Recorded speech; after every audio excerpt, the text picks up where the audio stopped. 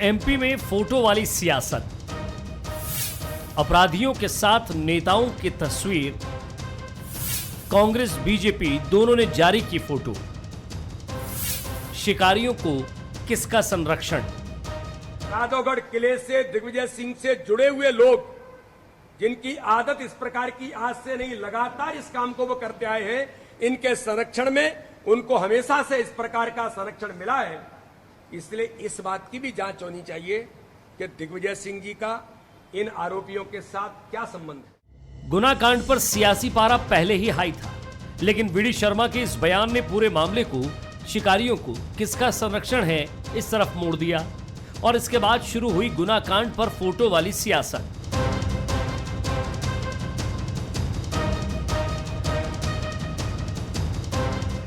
BJP अब उन photo के जरिए कांग्रेस पर अपराधियों को संरक्षण देने के आरोप लगा रही है, जिनमें सांसद दिग्विजय सिंह और उनके बेटे पूर्व मंत्री जयवर्धन सिंह आरोपियों के साथ नजर आ रहे हैं।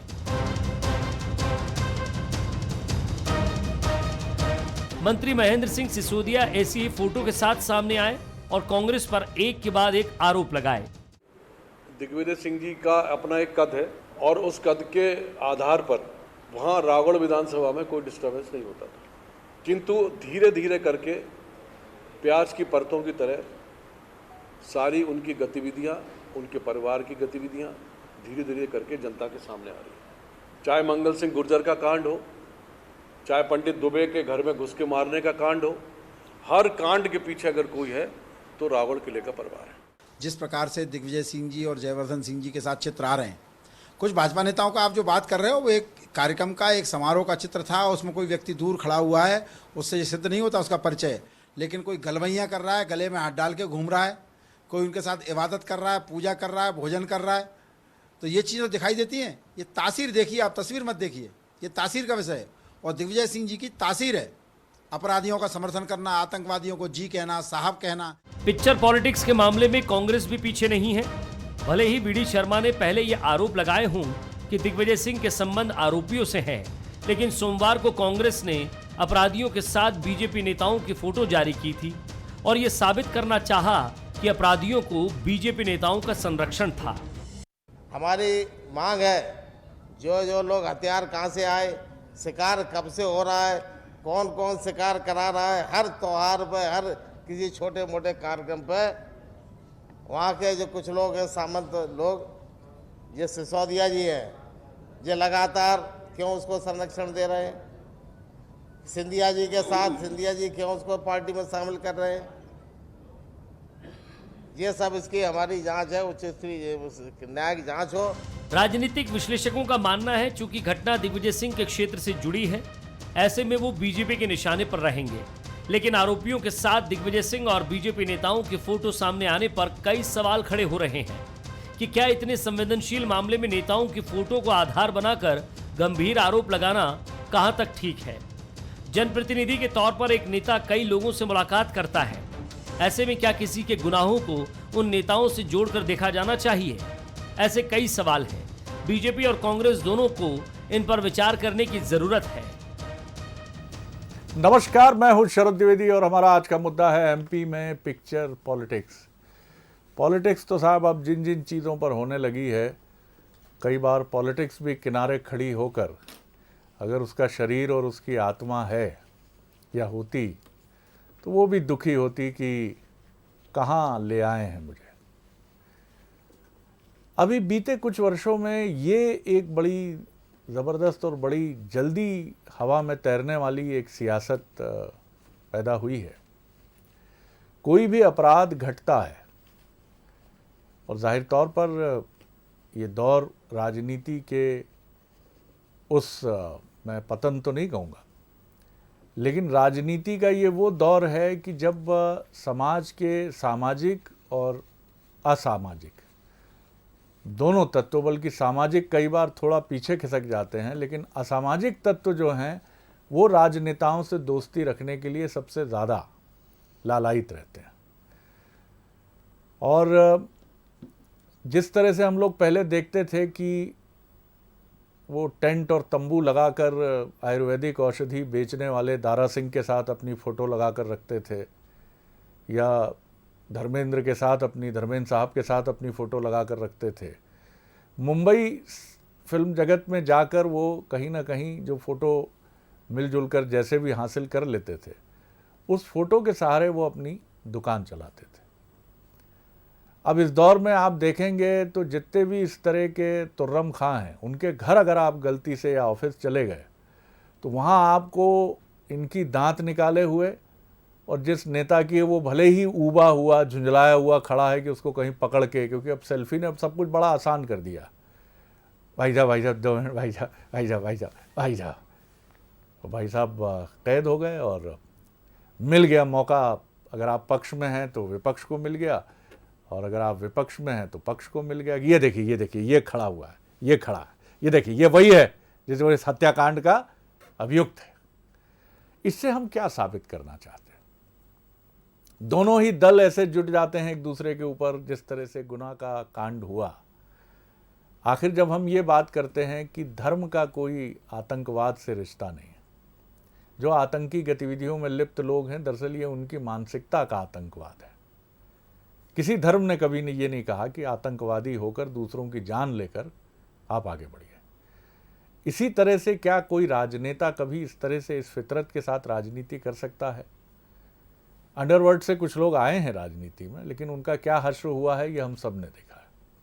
लेकिन मध्य प्रदेश की सियासत का ये पड़ाव थोड़ा चौंकाता है, और ये बताता भी है कि इससे जितना दूर रहा जाए उतना अच्छा है। लेकिन इस समय तो खूब पिक्चर पॉलिटिक्स है, दे धड़ाधड़ प्रेस कॉन्फ्रेंस है, दोनों तरफ से साबित करने की कोशिशें हैं कि ये कैबिनेट मंत्री इन्वॉल्व हैं, तो उधर से कहा जा रहा है कि कांग्रेस के सीनियर लीडर दिग्विजय सिंह जी तो हमेशा से ही इसी प्रवृत्ति के रहे हैं। आज एक बार फिर इसको देखते हैं कुछ अलग नज़रिए से, और उम्मीद करेंगे कि हमारे जो राजनीतिक मेहमान रहेंगे कांग्रेस और बीजेपी से, वो भी इसको एक अलग और मुख्तलिफ नज़रिए से देखें, और अफसोस के साथ देखें, तकलीफ़ के साथ देखें कि राजनीति में आने का मतलब ये है क्या कि कहीं भी आपकी पगड़ी उछाल दी जाए, आप किसी भी पार्टी के हों। हमारे साथ जो मेहमान हैं उनसे मिल लीजिए। चैतन्य भट्ट जी हैं, जबलपुर से वरिष्ठ पत्रकार, राजनीतिक विश्लेषक। भोपाल से अब्बास हफीज़ साहब हैं, प्रवक्ता हैं, कांग्रेस के युवा नेता हैं, बहुत संजीदा हैं, समझते हैं चीज़ों को। और उनके मुकाबिल शब्द अगर थोड़ा आक्रामक लगे तो मैं वापस लेता हूं, उनके प्रिय साथी और मित्र हैं, मैं भी थोड़ा भयभीत हूं आज। सनवर पटेल साहब हैं, जो प्रवक्ता हैं, युवा नेता हैं बीजेपी के, उनका भी मैं बहुत स्वागत करता हूं। सबसे पहले भट्ट साहब मुझे ज़रा समझाइए कि राजनीति के इस बियाबान में हम जहाँ खड़े हैं, जहाँ मुझे याद आता है वो मशाल फिल्म थी, शायद वही थी, कि जिसमें दिलीप कुमार अपनी बीमार पत्नी को अपनी बाहों में लेकर चिल्लाते हैं, कोई है? अरे भाई कोई है? यहाँ सियासत बहुत परेशान है भाई, दम तोड़ रही है भाई, कोई है? ऐसा लग रहा है कि वही बियाबान सन्नाटा हमारे कानों में गूंज रहा है। दोषी ठहराने के लिए उंगली मत उठाइए, ये देखने की कोशिश करिए कि हम किस दौर में हैं, क्योंकि पतन शब्द मैं फिर नहीं कहूँगा, लेकिन डिटेरिएशन समाज में सब तरफ है, और राजनीति भी उसका अपवाद नहीं है। जी चैतन्य जी, आपकी एक मुकम्मल टिप्पणी। जी चैतन्य जी, सर।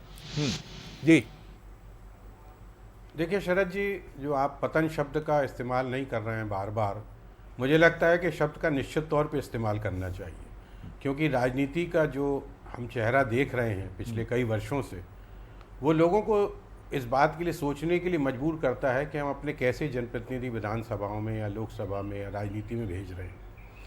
किसी भी घटना को लेके इस तरह की फ़ोटो पॉलिटिक्स करना मैं नहीं समझता कि कोई उचित बात है। देखिए, कोई भी बड़ा नेता आता है तो 50 लोग उससे मिलने के लिए उत्सुक रहते हैं, उनके जो कार्यकर्ता रहते हैं उनके साथ भी बहुत से लोग ऐसे रहते हैं जो असामाजिक तत्व कहे जा सकते हैं, वो भी किसी तरह से येन केन प्रकारेण उनके साथ अपना फ़ोटो उतरवा लेते हैं।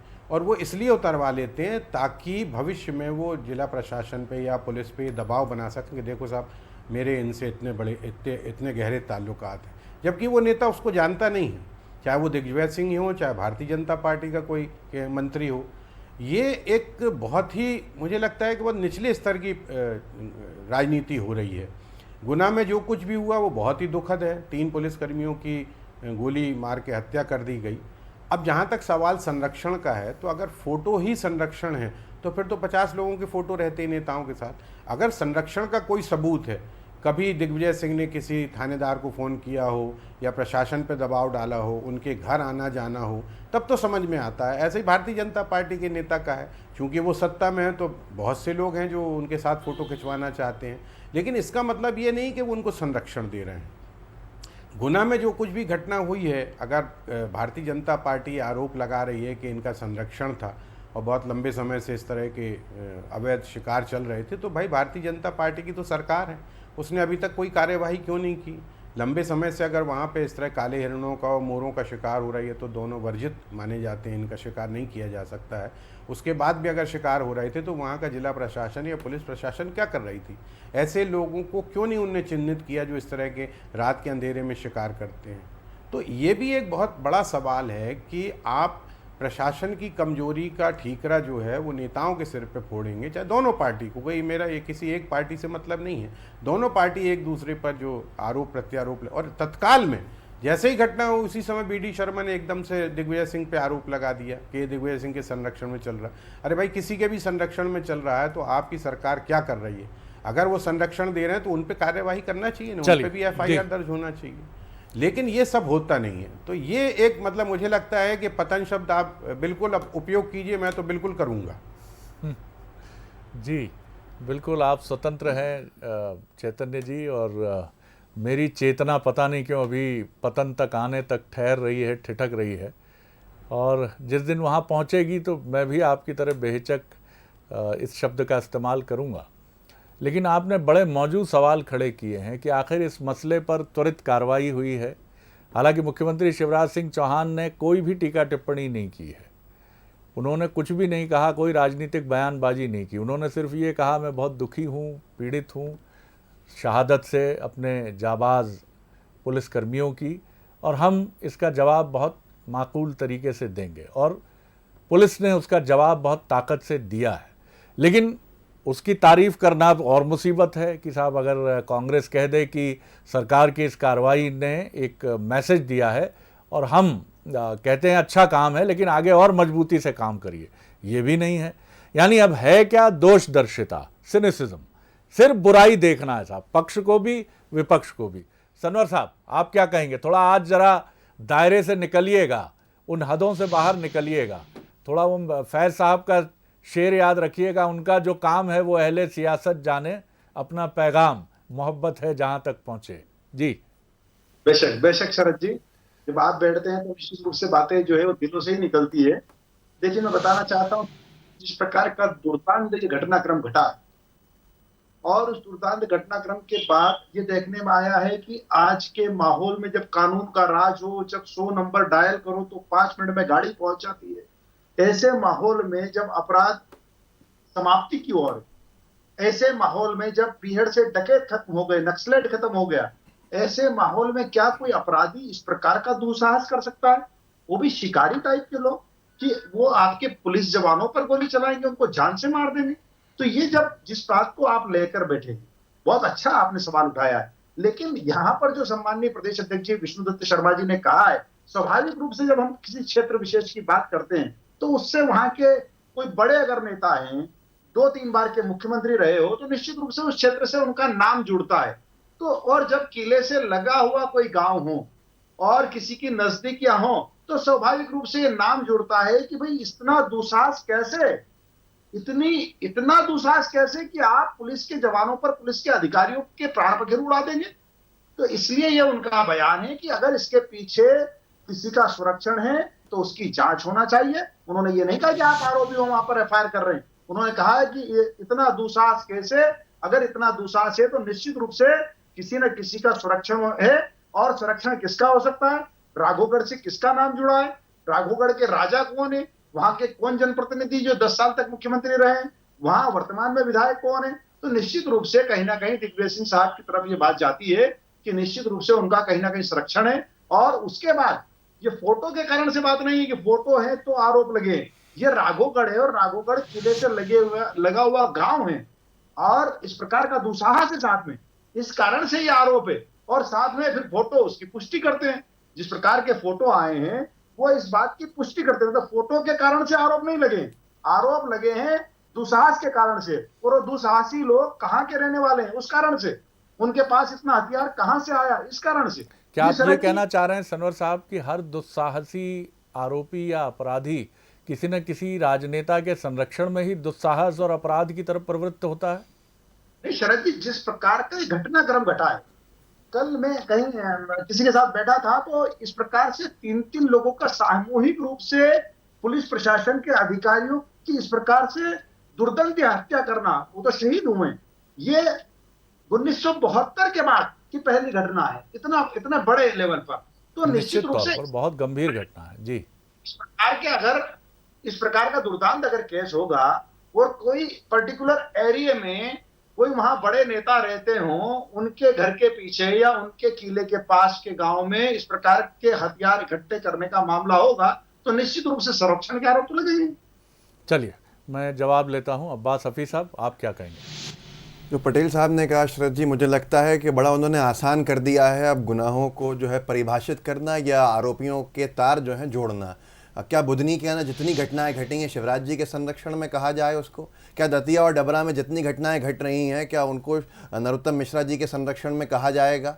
क्या जो अभी धार में 3 पुलिसकर्मियों पर अभी इसी मामले के बाद हमले किए गए, जो दबिश डालने गए थे, उनके हथियार तक छीन लिए गए, उनकी जान पर बनाई, तो क्या ये राज्यवर्धन सिंह दत्ती गांव जी के ऊपर उसके तार जोड़े जाएंगे? क्या ये तमाम चीज़ें कही जाएंगी? दमोह में जयंत मलैया जी के पास चले जाइए, जबलपुर के अंदर अजय वैष्णोई जी के पास चले जाइए। तो ये मुझे लगता है कि ये शायद परिभाषा नहीं होती है। तस्वीरों का अगर किसी ने महापाप किया है तो उस महापापी अगर कोई हैं तो वो वी.डी. शर्मा जी हैं। उन्होंने कार्यवाही की जगह के ऊपर जो लीपापोती करने की कोशिश करी अपनी सरकार की छवि को बचाने के लिए, और पहले ही वक्त आके मैंने आपको डिस्टर्ब नहीं किया पटेल साहब, मैंने आपको डिस्टर्ब नहीं किया, बहुत धैर्य से सुना, पूरी बात सुन लीजिए। आपके पास अब यहाँ पर अब इसके बाद देखिए नंबर नहीं बढ़ेंगे पटेल साहब, इससे नंबर नहीं बढ़ेंगे, नंबर घटेंगे, इससे नंबर नहीं घटेंगे, इससे नंबर घटेंगे। एक आग्रह आप दोनों से करूंगा, एक आग्रह मैं करूंगा, भाषा का संयम रखें। भाषा का सनवर साहब मेरी गुजारिश सुन ले, भाषा का संयम रखें।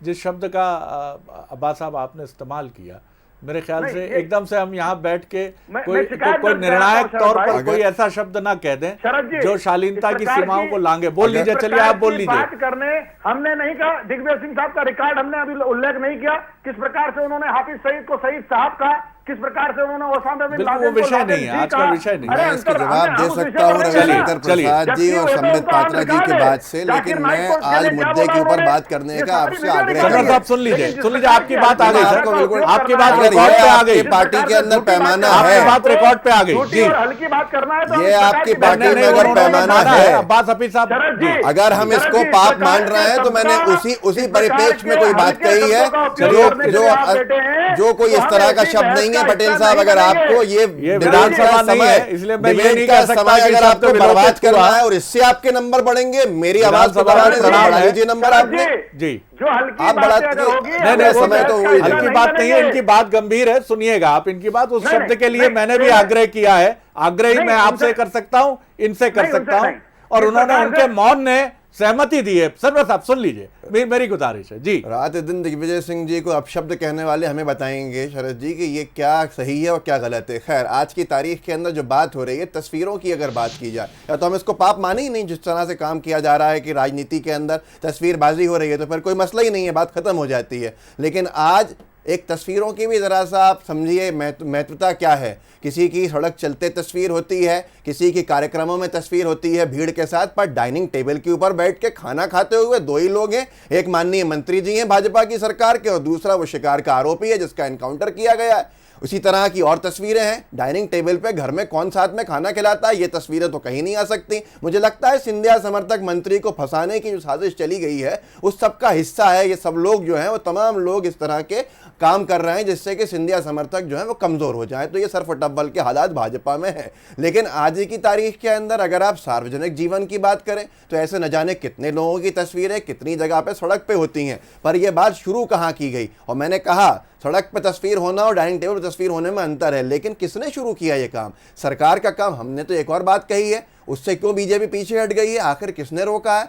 माननीय नेता प्रतिपक्ष डॉक्टर गोविंद सिंह जी ने। मैं अपनी बात तो पूरी कर, मुझे ये बताइए कि क्या अब अगर फिर डिस्टर्ब करना शुरू पटेल साहब रुकिए, क्या हो गया? सुनिए मेरी बात, मैं सवाल कर रहा हूं, मेरा विनम्र इनसे सवाल ये है कि क्या किसी नेता के यहाँ कोई भोजन करने आए तो क्या उससे अब आधार कार्ड मांगा जाए या उसका फिंगरप्रिंट लिया जाए, उसके अंगूठे का चिन्ह लेकर ये भी पूछ सीधे लीजिए कि डिटेक्टिव तस्वीरों की एजेंसी को शुरुआत भेजा किसने जाए? की? क्या मतलब आखिर हम कैसे आप दोनों खुद राजनेता हैं। यहाँ हाँ मैं और ये पटेल साहब भी अगर ये कह दें कि हमारे घर में कोई भी अकेला व्यक्ति आके खाना खा के चला जाएगा, हमारे उससे संबंध ही नहीं है, तो ये तो गलत होगा। हाँ, सार्वजनिक अगर तौर पर बहुत से लोग भोजन कर रहे हैं तो बात अलग हो जाती है, पर एक अकेला व्यक्ति भोजन कर रहा है, डाइनिंग टेबल पर अकेला बैठा है माननीय मंत्री जी के साथ, तो वो एक गंभीर चीज है। हमने क्या कहा, माननीय नेता प्रतिपक्ष डॉक्टर गोविंद सिंह जी ने एक मांग करी प्रेस वार्ता करके, आज तक बीजेपी ने उसके ऊपर अमल नहीं किया। हमने यही तो कहा, आप कॉल डिटेल सार्वजनिक कर दीजिए, आरोपियों की भी कर दीजिए, भाजपा के उन नेताओं की भी कर दीजिए, हमारे भी कर दीजिए। आज दूध का दूध पानी का पानी हो जाएगा, संरक्षण किसका है किसका नहीं है। भाजपा आरोप लगा रही है पत्रकार वार्ता करके, प्रेस में देख के अपने बयान, जो भाजपा सरकार के अंदर है उनका तो जैसा भट्ट साहब ने कहा मेरे भी वही विचार है। मैं सहमत हूं उनसे कि आपको तो आज दूध का दूध पानी का पानी करना था, आपको तो जांच तेजी से करा के खत्म करके सब लोगों के नाम सामने लाने थे। आप आरोप प्रत्यारोप में लग जाएंगे। विपक्ष का धर्म होता है सवाल खड़े करना, ताकि कोई भी जो इस तरह का व्यक्ति है वो बचे नहीं। हमारे सवालों के जवाब में सवाल, सरकार सवाल दे जवाब के जो सवाल के जवाब में सवाल करेगी तो ये तो फिर कहीं नहीं जाएगा। आज भाई हम कहां से कहां चले जाएंगे? आप कीजिए सार्वजनिक डिटेल्स, हम अगर दोषी हैं तो सामने आएंगे, हमारा नाम भी, आपके लोग गुनाहगार हैं तो वो लोग सामने आएंगे। सवाल ये भी है लेकिन कि किसी के अगर कोई कथित रूप से कोई गुनाहगार है भी, जिसके ताल्लुकात किसी नेता से हैं, किसी प्रभावशाली व्यक्ति से हैं, तो उसके कर्म उस पर कैसे मढ़ दिए जाएंगे? मैं सहमत हूं आपकी बात से, लेकिन शुरुआत कहां से होती है? प्रदेश अध्यक्ष जी सीधे सीधे आरोप हर बात में लगा देते हैं। क्या ओबीसी के अधिकारों के हत्यारे हैं तो कांग्रेस पार्टी है, ओबीसी से हटी के अगर दलित हमारे समुदाय के लोगों के ऊपर जुल्म हो रहा है तो कांग्रेस पार्टी पर आरोप लगते हैं। ये सरकार ने अपना एक तरीका बना लिया। जवाब यही होता है क्या सरकार अगर तरीका कई बार अब्बास हफीज साहब माफ कीजिएगा, लेकिन आपकी तरफ से बिना उस तरफ से प्रतिक्रिया आए आपकी तरफ से भी सेम आरोप आते हैं। विपक्ष इसी का तरह तो धर्म है साहब, क्या आरोप लगाएगा विपक्ष, सवाल खड़े करेगा और सवालों के जवाब लेगा सरकार से, पर सरकार भी आरोप लगाने लगे चलिए बिना जांच के, बिना किसी कार्रवाई साहब की तरफ चलता हूं। लेकिन विपक्ष होने के नाते ये जायज तो नहीं होगा। अब्बास हफीज साहब बहुत संजीदा राजनेता है, सवाल खड़े करना छोड़ देगा, सवाल आप खड़े कर सकते हैं, लेकिन आप तथ्यों पर आज आप देखें कि आप दोनों ने एक दूसरे पर जो आरोप लगाए हैं वो आरोप सनसनी तो पैदा करते हैं, लेकिन वो कितने मुद्दों पर आधारित हैं और कितना, या तो आप ऐसी प्रणाली डेवलप करें कि आप ये तय कर लें कि सेल्फी नहीं खिंचाई जाएगी, घर में आने के पहले आपके नेता ये तय कर लेंगे, लेकिन अगर ऐसा कर लेगा तो क्या नेता फिर अपनी नेतागिरी कर पाएगा? क्योंकि उसके पास जो हुजूम उमड़ता है वो ब्यूरोक्रेसी के पास नहीं जा सकता, वो कहीं और नहीं जा सकता, क्योंकि उसे मालूम है सबसे सहज, अगर कोई अपराधी होने पर भी उसकी बात सुनेगा तो वो राजनेता है। वो एक राजनेता के पास जाकर, आप दोनों का अनुभव भी होगा कि व्यक्ति कई बार कोई कमिट करता है क्राइम और नेता के पास आता है, नेता समझाता है कि भैया पुलिस के पास जाओ, तुम जो भी हो सकेगा हम अच्छे वकील से कोशिश करके बचाने की कोशिश करेंगे, लेकिन वो भरोसा नेता पर करता है। इस भरोसे को तो कायम रहने दीजिए साहब। चैतन्य जी मुझे ये बताइए कि समाधान की तरफ क्या हो, क्योंकि राजनीति का अब सिलसिला इतना व्यापक हो गया है कि इसमें बिजनेसमैन भी है, इसमें बिल्डर भी है, इसमें कई ऐसे लोग हैं, और कई बार तो कुछ लोग ऐसे हैं जिनके घर में ही कभी कोई समस्या हो गई तो अपराध कायम हो गया, पत्नी के साथ विवाद हुआ उसका अपराध कायम हो गया। तो ये तो अब चारों तरफ शोर मचने लगेगा कि ये अपनी पत्नी पर अत्याचार करने वाला जो व्यक्ति है वो शरद जी के साथ खड़ा नजर आया, ये तो महान दुर्दांत घर में आतंकी है और ये इनके साथ खड़ा नजर आया। आखिर कहीं राजनीति को मुद्दों की तरफ तो लौटना होगा और इसके लिए दोनों ही दलों को एक साथ आगे बढ़कर कोशिश करनी होगी। जी भट्ट साहब जी। जी नहीं, देखिए शरद जी, सवाल वही आता है बार बार कि राजनीति का स्तर कहाँ जा रहा है। देखिए, राजनीति देश को चलाने के लिए होती है और हम अपने प्रतिनिधि को ये इसलिए वोट देते हैं कि वो हमारी आवाज़ बुलंद करेगा, जनता के मुद्दों को संसद में या विधानसभा में उठाएगा, उनका निराकरण करेगा। लेकिन जब पूरी राजनीति आरोप प्रत्यारोप के बीच में फंस के रह गई है, चाहे विपक्ष की तरफ से आरोप लगाए जाएं या सत्ता पक्ष की तरफ से आरोप लगाए जाएं, ये बात बहुत सही कही अब्बास हफीज जी ने कि भाई आप चूंकि वो राधोगढ़ दिग्विजय सिंह का इलाका है इसलिए उन पे संरक्षण का आरोप लगा दिया गया, तो फिर तो सिंधिया के भी अगर आसपास के गांव में कोई रहता और इस तरह की कोई घटना होती तो फिर सिंधिया जी का भी इन्वॉल्वमेंट उसमें सामने आ जाएगा। तो ये कोई तरीका नहीं है। देखिए, नेता तो हजारों लोगों से मिलता है उसकी जिम्मेदारी है, क्योंकि उसको चुनाव लड़ना है, और जब चुनाव लड़ना है तो उसमें बहुत से ऐसे लोग आते हैं सामने जो असामाजिक तत्व भी रहते हैं, जो और दीगर तरह के लोग रहते हैं, तो उनसे वो एक एक व्यक्ति को तो पहचानता नहीं है। उनके कार्यकर्ता कई बार ऐसे लोगों को ले आते और वो जानबूझ के ऐसी फोटो खिंचवाते हैं नेताओं के साथ ताकि उसका उपयोग वो कभी कभार कर सके।